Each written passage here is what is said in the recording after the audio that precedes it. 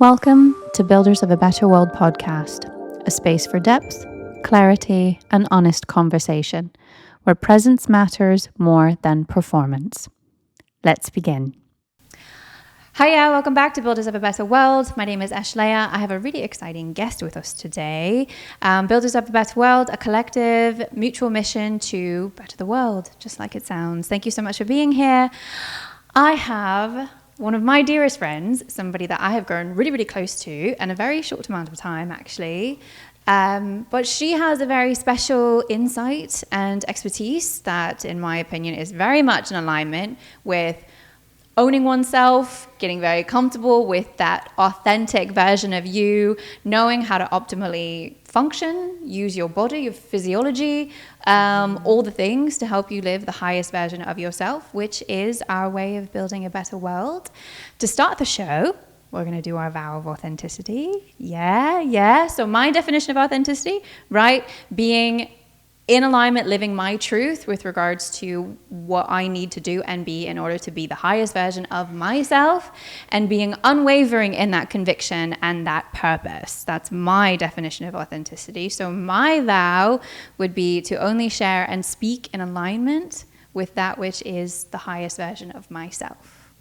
So Sophie, what's your definition of authenticity, and how can you make your own authentic vow today? Oh my goodness. A vow of authenticity feels just so in alignment with me, because I'm not sure if you know this, but part of my personal human design is about protecting authenticity. So that's literally why I'm here. So I feel like my life is a vow of authenticity. So, and not just authenticity for myself, but a vow of protecting authenticity for everyone. That's beautiful. Yeah, I really feel that. And I know that you said that I'm very visual, and I love that you pointed that out. Yes. And it's so true, because when I visualize my incarnation cross, which is your purpose in human design. Yeah. This, that I'm protecting authenticity, I literally see myself as this soldier bearing arms, like protecting everyone to be, like, to allow them to be exactly how they want, in however that looks. Yeah. And exactly what we said before, with no judgment and just witnessing. I love witnessing, like I'm fascinated in people, so I'm always going to be witnessing. Me too. But it comes from like no judgment and actually pure fascination and amazement in how beautiful it is to be authentic and so different and just so liberating. It's so liberating. Yeah. And that's exactly what authenticity means to me. It's freedom. It's freedom. That's 100% what it means, because I obviously, you know, I work with human design, but I also combine it with shadow work because it's so perfectly well, you can see the shadow in the human design chart, so it's like perfectly combined. But I see shadow work as being the path to authenticity. I love this. So you take the vow.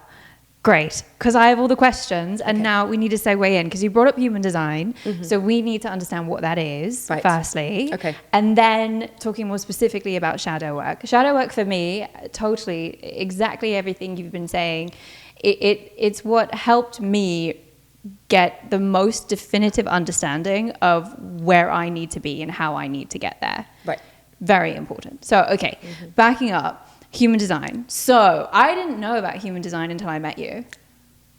Did you not? I'd heard about it, but I didn't know my human design. I was not associated with my chart, right?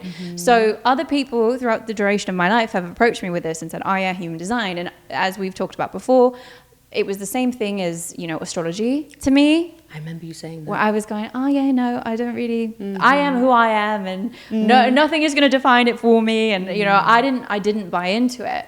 And then I had a 6-hour-long conversation with you in my car, whom I refer to as Red Dragon.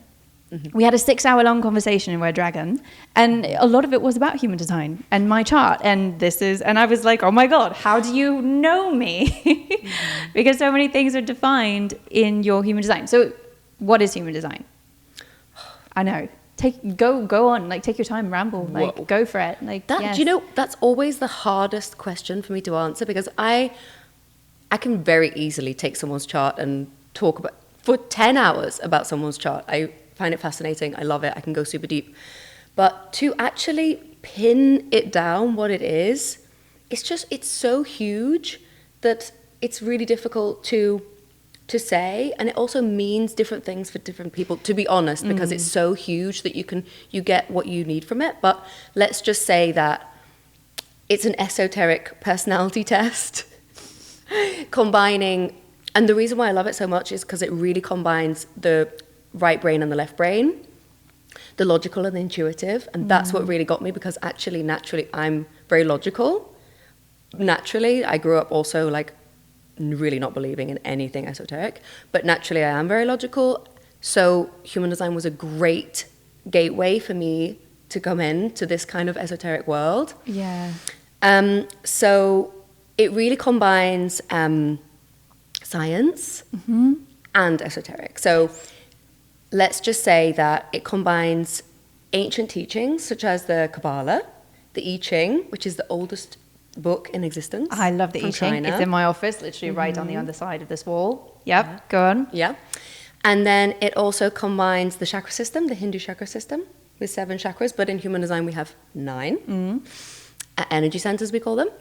And then the last one is astrology. Yeah. And what's really beautiful about human design is that when you get an astrology reading, I'm a big believer in astrology, really love it, it's magical, but human design takes it to the next level, because I'm not sure if we ever spoke about this before, but when you get an astrology reading, you're only getting half of a reading from a human design perspective. Interesting. Because, so you know how when you have your chart, you've got 2 lines of numbers? Yes. One is black, one is red. Yes. So when you get an astrology reading, you're only reading the black. Okay. Yeah. Interesting. Yeah.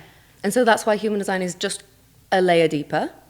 And obviously it also embodies it, because astrology, in some ways, it's about predicting the future. It's about telling you where you came from, what lessons you're here to learn. It's also a huge topic, but human design really brings it into the body, and that's why I love it, because actually I'm a Taurus moon and a Capricorn rising, so I'm very earthy, and I really love that bringing this, because all this heady energy, bringing it down is so important for me. And so bring it down into physical form is just everything, because you can actually look at health through human design. You can do that through astrology too, but yeah. So it also combines the esoteric, like I said, the ancient teachings, with science. So yes, biochemistry, quantum physics, genealogy. You can literally map human evolution with human design. I love that. So a lot of people come to human design, and no judgment, you come and get what you need from everything, right? But a lot of people come at it as just a personality test. Who am I? What's my purpose? But really, it's so much bigger than that, because there's so much data. You can look back and you can see how the Neanderthals were built and why they were how they were, and they were most likely all reflectors. Interesting. So they didn't have any energy generator. centers. No. Interesting. Yeah, so reflectors are run by the moon, right? They're lunar beings, and that's what. So they were very connected to the moon, and obviously they had to be run by their instincts and be very connected to the environment. And so that's how that played out. But you can really see there's also what phase we're in the evolution of human existence via human design. Yeah, you can see it. So you can see the future of what humans will essentially be. That's so interesting. Yes, That is so interesting. It's so huge. Oh my God. So I want to talk a little more specifically pertaining to, because there was a piece of the conversation that you and I had those couple of years ago. That was really profound for me, and it's what kind of hooked me into being a believer of human design, and how I've been able to use the information to have my own journey and my own evolution and transformation that I've undergone in the last couple of years. And there was a really interesting component of that for me, which had to do with when you and I had talked about, I said, how I had a moment of really significant struggle emotionally years ago, pertaining to essentially feeling like I didn't have a personality. I didn't have, I felt as though I didn't have my own defined way of moving through the world. And that created this kind of a existential crisis, but as well as I was suicidal, to be frank, for a duration, because I didn't feel as though I had a sense of self. I didn't have a definitive connection to who I was or why I was doing what I was doing. And I felt really, really lost. And I described this to you, and it was so funny because you're like, oh yeah, well, it's because this and this. It's like, you have an open ajna, you have an undefined ego, you have a blah, blah, blah, blah, blah. I'm like, a blah, blah, blah, blah, blah. What does this mean? I know, I can't even, because it's like, it was in some way, I was like, this is a whole new language and some completely uncharted territory for me with regards to how to in any way, associate value to something. And so if you want to talk a little bit more specifically about that, because you can talk about the blah, blah, blah in specific terms. So sure. Yeah, describe that for me, my chart, and how it is in some way able to elucidate why I have a very malleable means of formulating opinions. Yeah. I almost I don't have opinions about things. So go on. Well, first of all, I want to say that I'm truly passionate about speaking about the blah blah blah. Okay. That is my passion in life. The blah blah blah is my thing. But you're so right. My friends that also are human design readers and coaches and such, when we're together, it's so great when we're in a restaurant or a cafe because we have our own language, like you said, and it's so cool because we're like, that's your gate 56 that I can see. I'm seeing your gate 13 with that, and the server is like, what the hell are they talking about? And it's so great. Right. But yes, to talk about what you said, about the identity, it's really about your G center. So you know that you only have 3 centers defined. I'm not sure if we should talk about what that means first before we talk about. We can talk about centers being open versus not defined. Yeah. Okay. Yeah. So we have 9 energy centers in human design. And the ones that are defined, let's say, the ones that, if you look up your chart, the ones that are defined, that's your consistent energy. And that's how you would define who you are. This is who I am. This is who I show up as most of the time. This is who I know myself to be.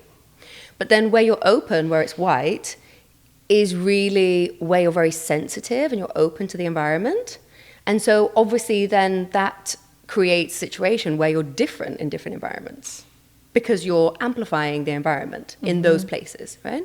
And everybody is completely unique, has a completely different chart, and is open in different areas. And so you're very sensitive there. And the thing about your chart is obviously you're open in 6 centers out of 9. And actually, if we went a little layer deeper, consciously, what you have conscious access to, because there's half of your chart is conscious and half of your chart is unconscious, which that is a layer deeper, which maybe we'll get to. Sure. But consciously, you have no definition. So that's why, I'm not sure we got into that in the car, but you don't have any conscious access to any of your definition. Right. That's why and I find that a lot. It's funny, I've met about 5 people with this already, and a lot of the time they're Pisces, which is really funny, but you're an Aries, right? But yeah, I wonder if you have something with Neptune in your chart. But anyway, I don't think that there's a connection there, but it just seems to always happen that way. But it just means that it's a difficult struggle to really know yourself. And it's like, even the areas of definition of who you are, it comes out of you without you thinking your way there. And it just is expressed, and you're not thinking your way there. So it's like, also how we do shadow work, right? We look to the past and we reflect and we look at the patterns, the repeating patterns in our life. Yeah. So for you, the way that you know yourself, this definition, without me telling you, would be like, okay, yeah, I guess I am like that because this happened in my life and I was like this X, Y, Z times, you know? Sure. So in your chart, there's a part that you're very, very motivated person in the way that you want to succeed in life, you know, to have a purpose, right? And a very good manager in that aspect. And so now that you've had evidence of being that person, you can reflect and be like, yes, I am that person. But if I told you maybe 15 years ago, you might be like, I'm not sure if I am that person, because you don't have conscious access to it. I see. Right. So that's one layer that's really important.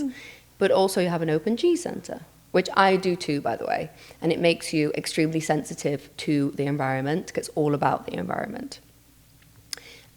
You are reflecting their environment. You are reflecting people's identities. And so that's why you can get really lost in who am I? Because when you're with me, you're a certain person. And then when you're with this person, you're a certain person.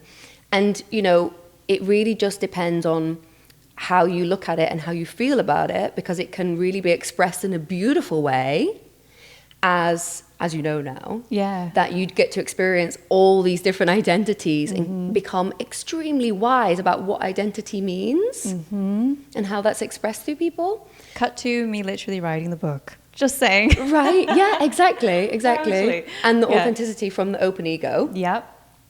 But when you don't understand that part and you have judgment over it, it's really painful, because people with an open G center, we usually look at defined G centers and we become very resentful and jealous of them and wish that we had that, because they have this almost, it feels like groundedness in who they are and strength.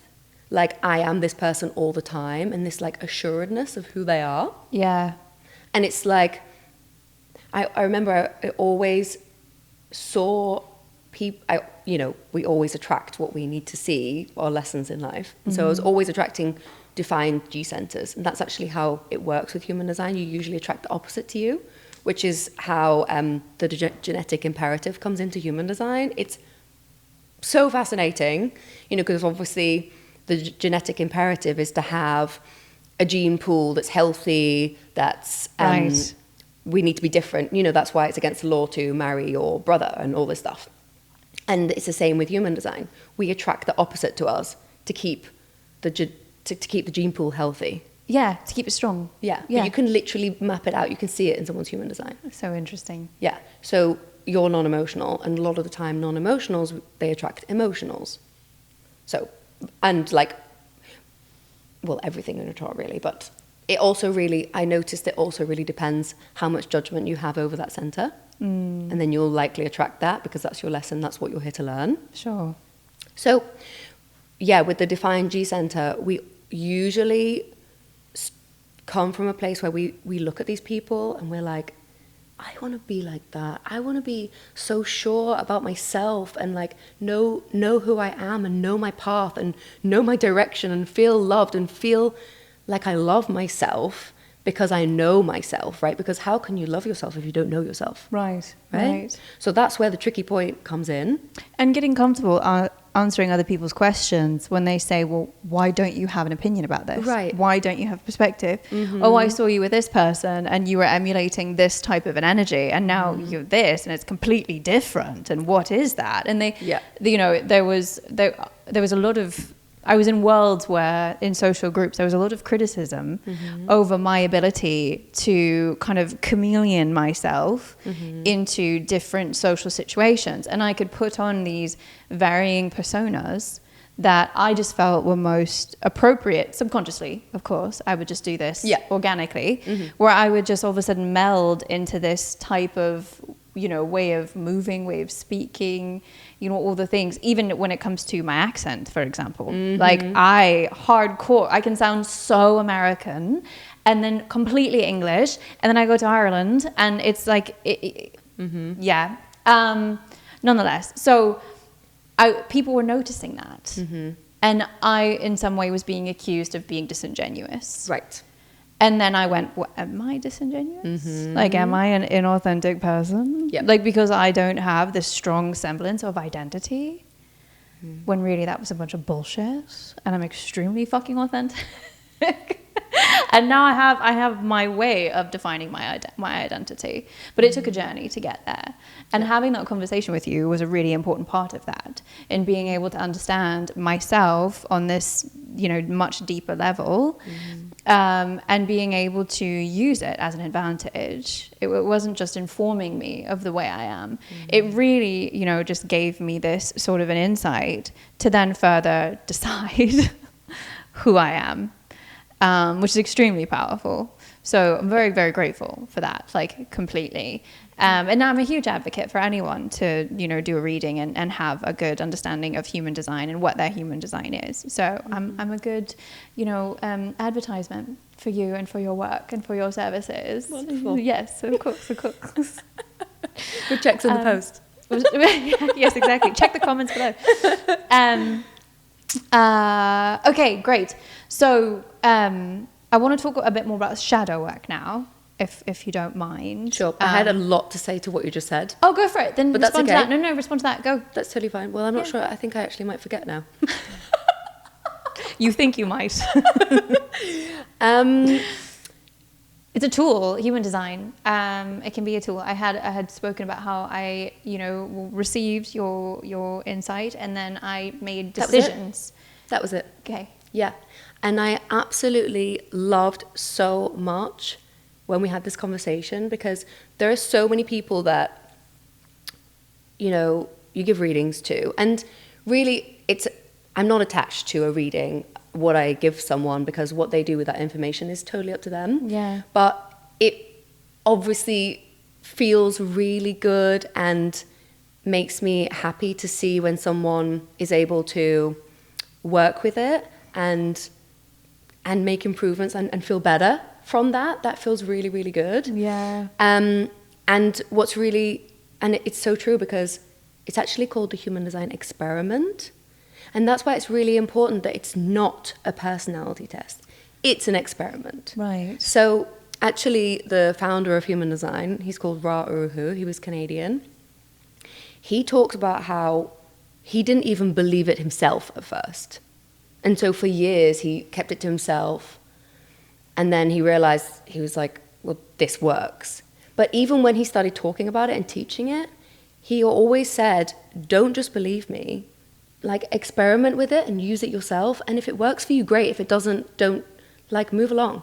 It's all good. And I really believe that not everyone is supposed to use this tool. I believe that it could work for everyone, but whether they need to use it in this life, that's like another level. Totally. You know, that's another thing. But totally. For somebody to really take an action, an experiment with their human design is so profound, because, like you said, you have so many insights, and it really helps you to change your life in so many ways, because, you know, we live in a world where there's so much choice and there's so much noise about what we should do and what we shouldn't do.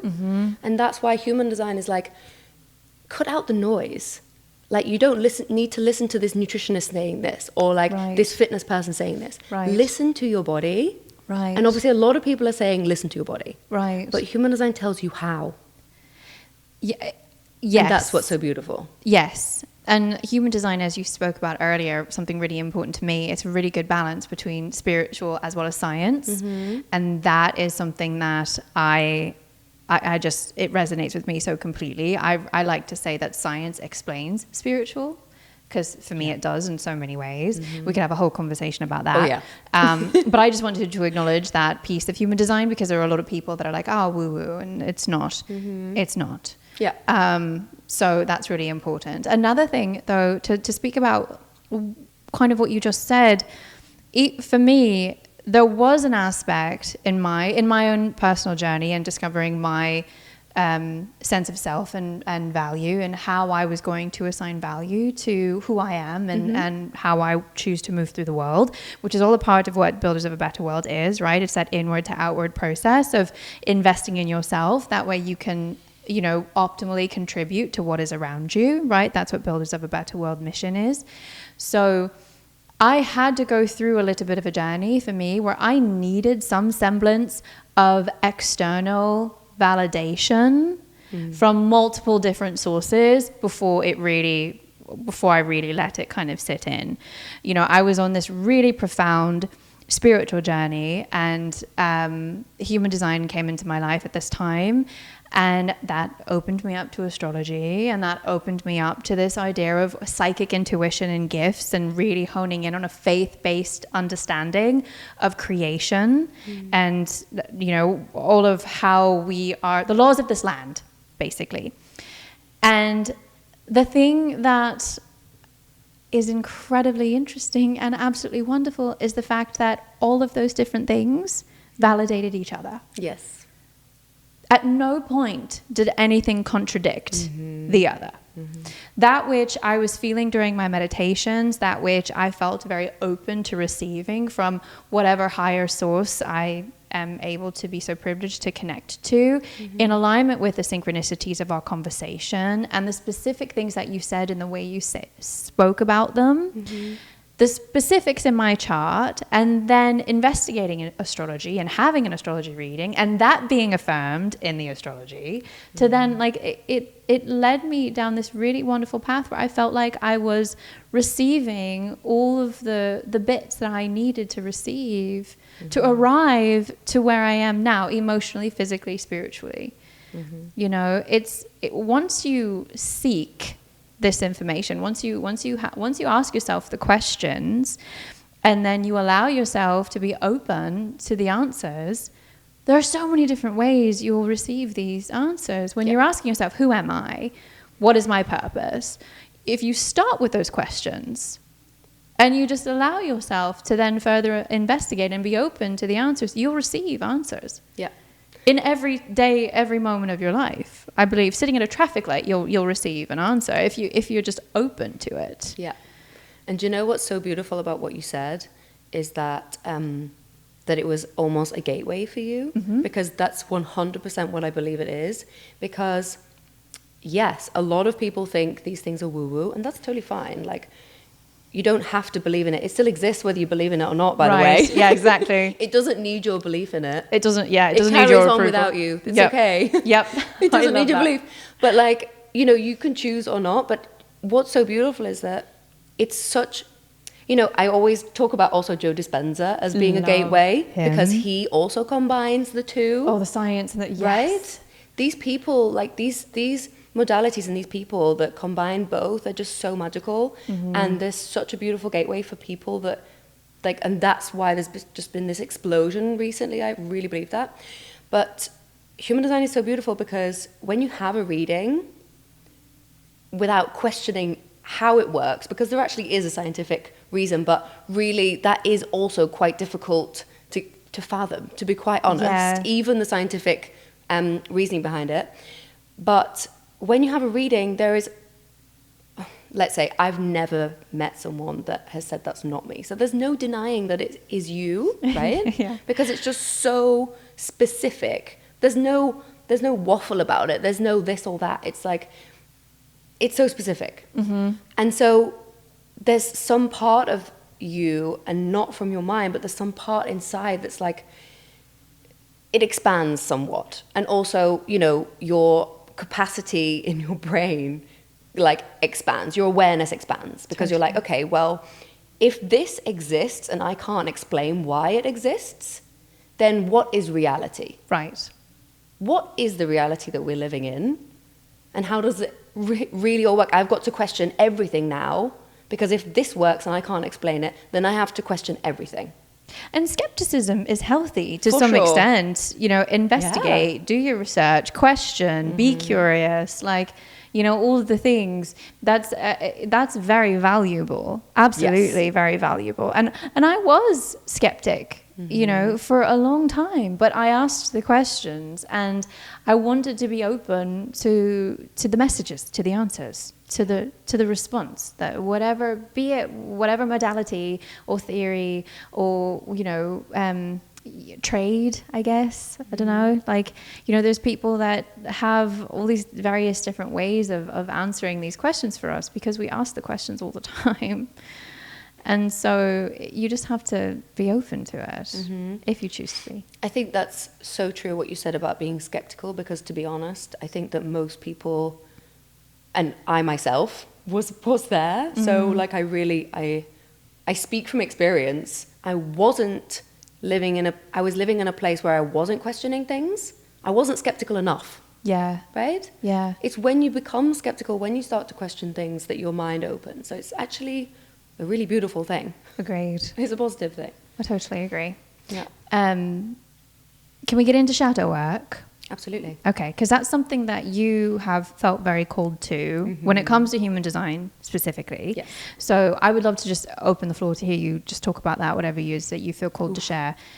Yeah. Yeah. Or we can talk about me specifically or yourself specifically. No, that's good. But yeah, what is shadow work exactly? What is shadow work? Again, like, it's so huge. If I was to explain thoroughly what shadow work is and how you do it, it would take me about 2 hours. Because I thought about doing this like on my Instagram, and I was like, this is not something that you share in a one, 90-second, 2-minute. Yeah. No, it's not possible. Yeah. So, but yeah, let's say that, I love to say that there are things that you know, right? That what your name is, where you live. There's things that you don't know. You don't know 48 times 12 off the top of your head. You know, right? You know that you don't know that. But there's also things that you don't know that you don't know. There's so many things I don't know that I don't know. Yes. Right? Everybody. Yes. Everybody has those 3 categories. Sure. And what you don't know that you don't know is the shadow. And unfortunately, it's running your life. Sure. So that's where the tricky part is. And so it's really the subconscious mind. So obviously you have the conscious mind, what you're very aware of, your day-to-day, your thoughts, your ideas, all those things. Yeah. And then there's your subconscious mind. And obviously a part of your subconscious mind is about what you do automatically. Yes. You know, or your automated responses to things. It's really important to have, like, your subconscious mind is a very, very valuable part. But the thing is that the subconscious mind is always trying to keep you safe. And the thing is that what keeps you safe, what kept you safe when you were a child is usually what keeps you trapped when you're an adult. Right. It's very primal. Yeah. So it's like the shadow it usually comes from a survival mechanism from being a child, because obviously as a child you are totally dependent on your parents, right? And so to survive, they have to love you and care for you, right? Otherwise you die. You literally die. And so because of that, you mold yourself into the person that you think that they want you to be. And that's really important to know that you think they want you to be, because that might not actually be the reality. Right. Because we pick up on cues, subtle cues, but also it's what they say, but it's all sorts of things. So it's our parents, our society, but predominantly our parents. And so we become this person and actually become inauthentic, right? Right. And we cut off these parts of us that we believe are not lovable, it's so personal because, if you grew up, actually I don't want to say anything specific because you just don't know. But there's certain parts of the world that have, you know, everyone has different conditioning. Totally. There's different religions. Totally. Different countries, different cultures, yep. everything. So every culture has different conditioning. It's different. It's conditioning based on culture, and cultures are very different. Yes. But so it's essentially something that is programmed. Like it is conditioned. You're not born with it.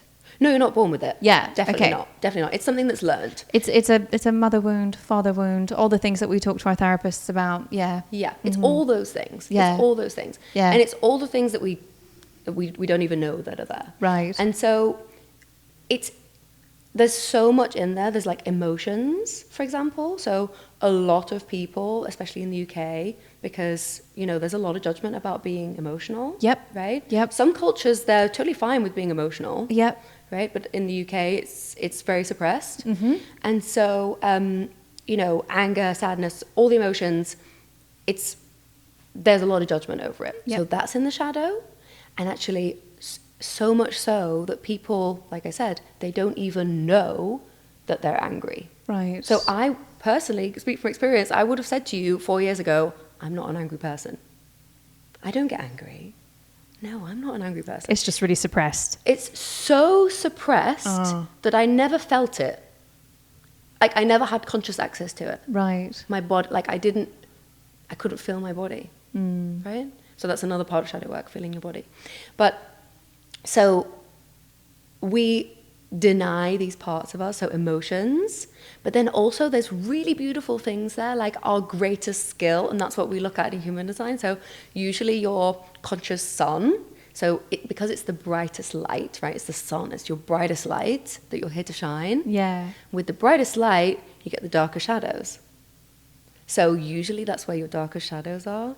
And that's like the cosmic joke, because it's like what you're here to shine the brightest and share with the world, you have so much judgment over that you can't do it. That's the first episode of this whole podcast, was all about that. It was all about my fear of being seen, my fear of judgment. And a big part of my purpose in this life is to allow myself to be seen. I am to be that positive influence. That's just the way that it is. Not influencer, like, here's some makeup on Instagram. We're not talking about that. But just to model, you know, the way I choose to move through the world, and to be that example for people. Yeah, because you're committed to growth. Yeah, I'm committed to living my highest version of myself. Yeah. And that just inherently contributes goodness throughout. I mean, it's like we talked about earlier, you know, I'm a huge advocate for understanding, you know, the concept of healing by proximity, you know, surrounding yourself with things that bring some semblance of goodness into your world and contribute that aspect of high vibrating energy or positivity or whatever, things that bring you joy. Follow your bliss, right? It's the simplest of concepts. But human design helps you understand, it can help you have a semblance of a map to kind of get there. Yeah.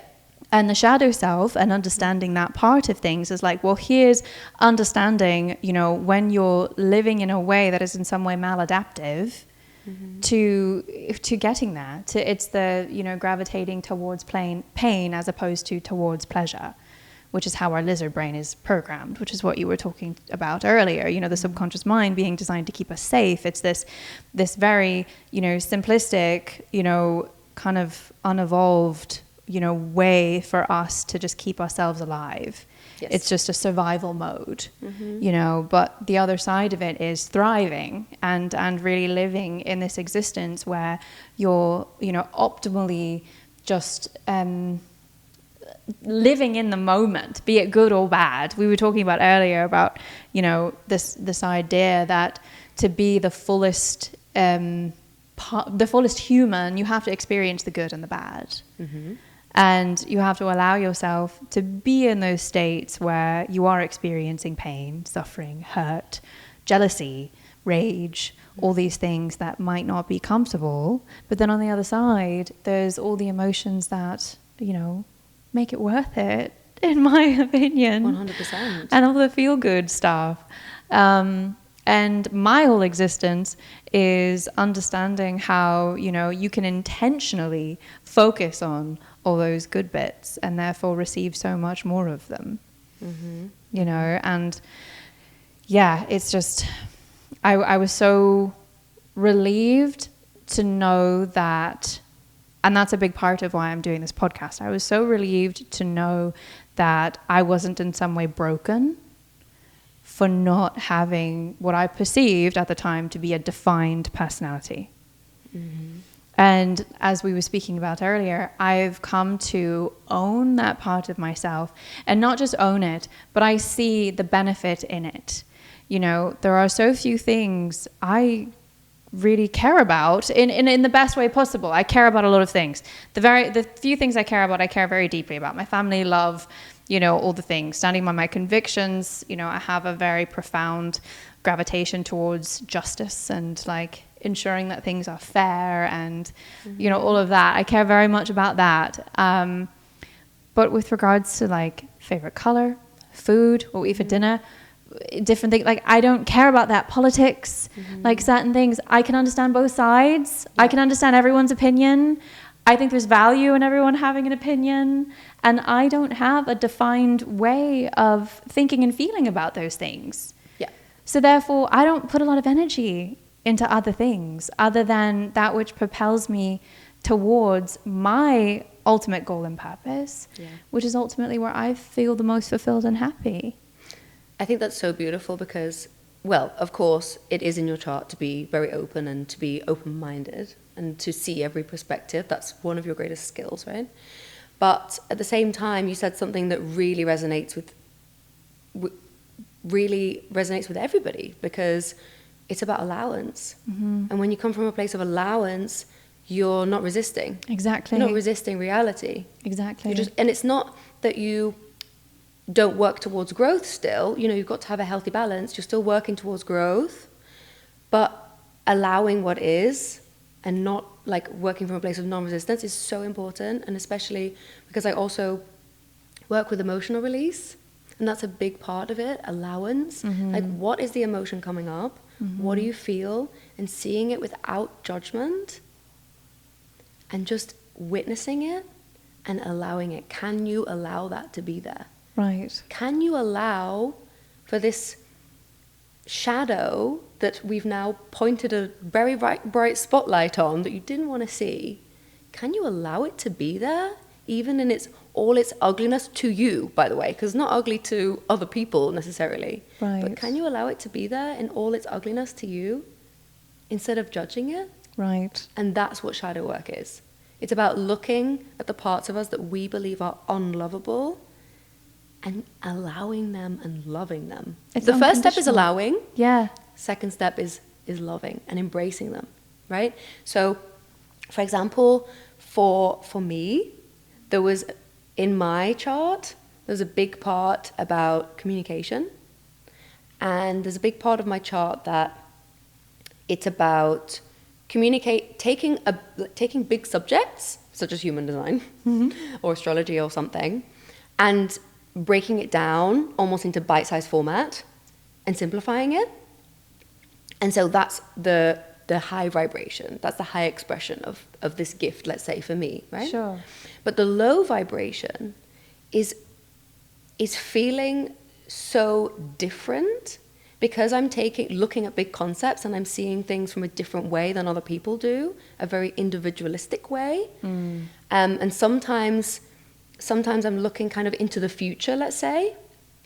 So not really in alignment with what's happening in the world right now, more like in alignment with what could be happening in the future. Sure. And so the judgment over being different and seeing things differently and having a different perspective, because there's that existential fear of we are pack animals and we want to fit in, right? Right. So there's that huge existential threat there. Right. Will I be loved for being different? Because there's so much difference in my chart as yours. That's definitely where we connect for sure. I mean, so many ways, by the way. Totally. But that's one of them. And so that fear hinders that expression in me. It literally stunts my expression. So I wasn't sharing what I really thought. I was just, in matter of fact, being very inauthentic. Right. I was just expressing in the way that other people express, because then I would be lovable, right? I fit in then. that resonates with everyone. There's fear around so much. We're governed by fear in our day-to-day lives subconsciously. That's a conversation in so many of these different types of self-improvement works, right? Is that it all comes down usually to some type of fear that is hindering or preventing us from being that most authentic, being that highest version, being that, thriving kind of an energy. Yes. That is in alignment with our full truths of who we are and how we view the world. Yeah. Which is always going to be unique to each individual. Yes. And yet at the core, all the same. Yeah. And you're so right that it is from fear. And that is exactly why when somebody's triggered, they have such a strong reaction, because it's existential for them. They don't know. It's something that they don't know, right? Right. They don't know it's existential for them, but let's not go into the science, but it triggers a different part of the brain. Mm-hmm. Yep. And you're in reaction mode, right? And in that mode, there's a lot of psychologists now that talk about how when you're reactive, you go back to the age that you were when that wound was created. Yeah. So when you're in a relationship and you're like, you're so childish. Yeah. And it's like, yes, I am childish because currently I'm 5 years old. Right, because that's when this mother wound originated. Yeah.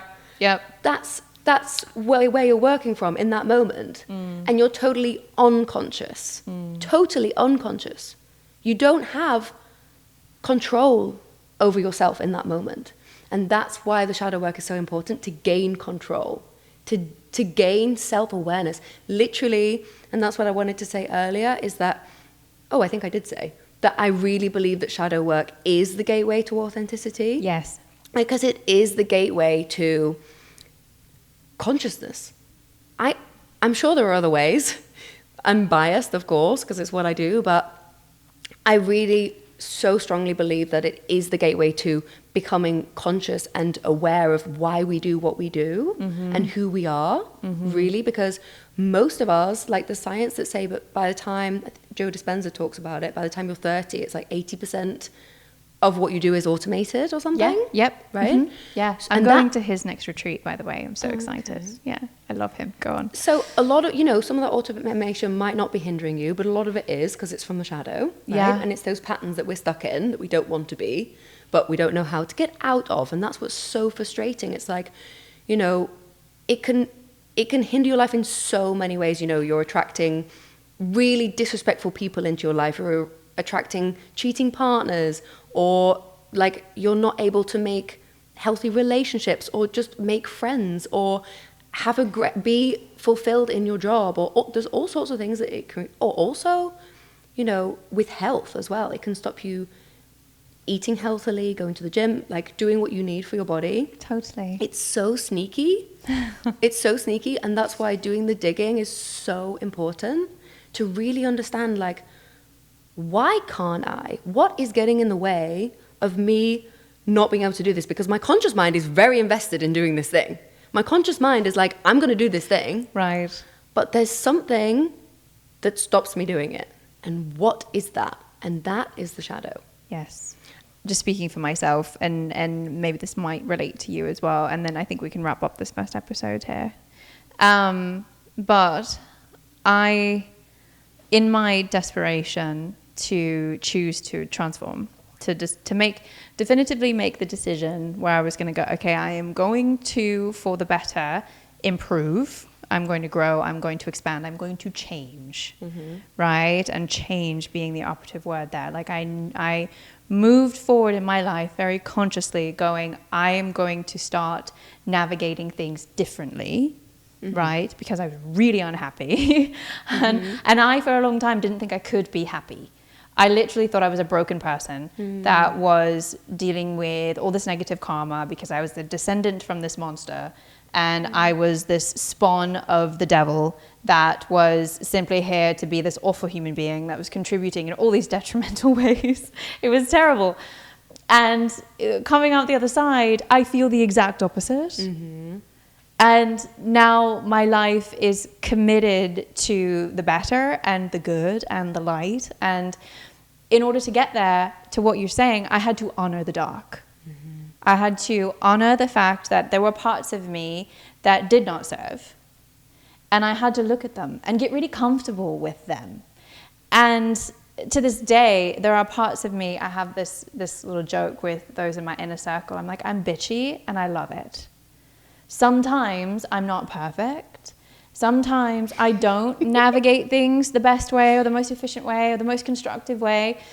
And there are parts of myself that I looked at in that way and went, I am going to change this. And I did. And then there were other parts that I said, you know what? I like being bitchy every once in a while. Mm-hmm. And that's okay.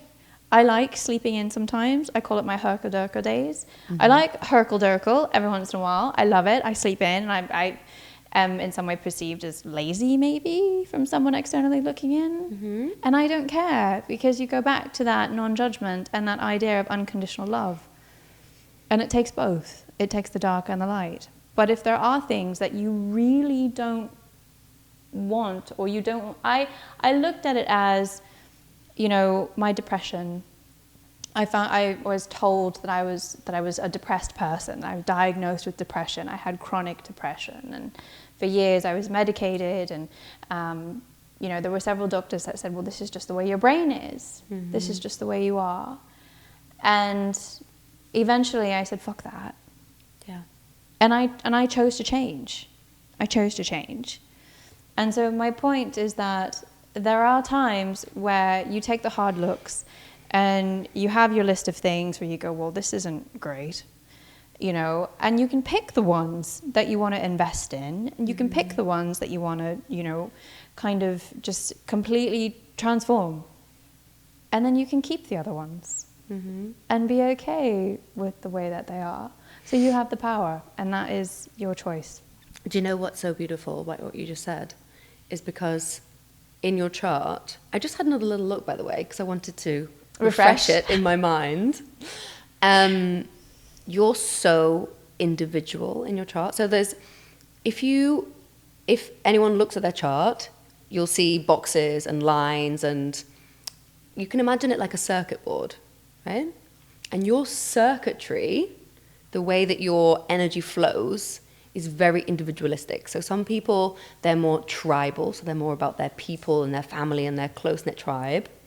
And then there's some people that are collective, and they're all about sharing and experiences. You're actually quite collective. Having all the experiences, right? But then there's also individual. And there's actually, but they're the basic ones. Let's just stop there for now. Okay. But the individual is really interesting. I also have mainly individual, so and that's what I mentioned before. It's very transmutative. And the thing is, with individual energy, it has an on-off pulse. And so we live in a world where we are addicted to productivity. You know, growing 10% every year, whatever it is. Yeah. That growth on growth on growth, productivity, measuring hustle, success, culture, all that status, stuff. yeah. Right? And so your energy, even though you're a generator, so somewhat fits into that productivity, which is great, this on-off pulse does not fit into that. And so there could have been a huge judgment over your off time. And your off time can really feel like you don't have any energy, right? Lack of energy. Yep. Lack of motivation. Yep. Right? Lack of motivation to change. Like, because it's very transformative. It wants the transformation constantly. It wants change constantly. And when the change doesn't come, it gets down. And the thing is that it's supposed to flow. It goes on, it goes off, and it's a flow, and it's just natural. If you don't make it mean something, if you don't have a judgment over it. But if you have a judgment over being off and having no energy, then you try and force it. You drink coffee, not you personally, I don't know. Oh, but no, I do people that. in general, they drink drugs, coffee, whatever it is, right? Yeah. To be on all the time. And that doesn't work. And then you get stuck in the off. You can literally get stuck in the off, because that creates thoughts. And then all those negative thoughts keep you locked into that off pulse, right? All those judgments. Yeah. And so when you let go of that, exactly what you said, it's so beautiful that sometimes you're lazy, sometimes, right? That's so beautiful. That's totally in your chart. And And the release of judgment there is so profound, because you're just you're going with the flow, literally. Yeah. You're going with your flow. I listen to my body. I listen to my intuition, my guides. I have an inner compass now that helps me navigate between what is good for me and what is not. Yeah. And it completely transformed my life. Yeah. And it's absolutely wonderful. And I'm very, very grateful for it. Yeah. So thank you so much for being here. We'll take a chance to wrap up. I want to hear from you. Have you done anything with human design? I'm very curious. Is human design something that you would be interested in learning more about? I have a contact for you. So let me know. Drop a comment, drop a line. You can find me on Instagram, Ashlieya, ASHLIEYA, or Builders of a Better World. Like, comment, subscribe, join the collective. We want to hear from you. Please feel free to be involved. Thank you so much, and I'll see you next time. Thank you so much for being here. Yay, I love you. That was fun. Heck yeah. Thank you for joining us here at the Builders of a Better World podcast. Please share, subscribe, comment, and be sure to pass this episode along for anyone who may need it. See you next time.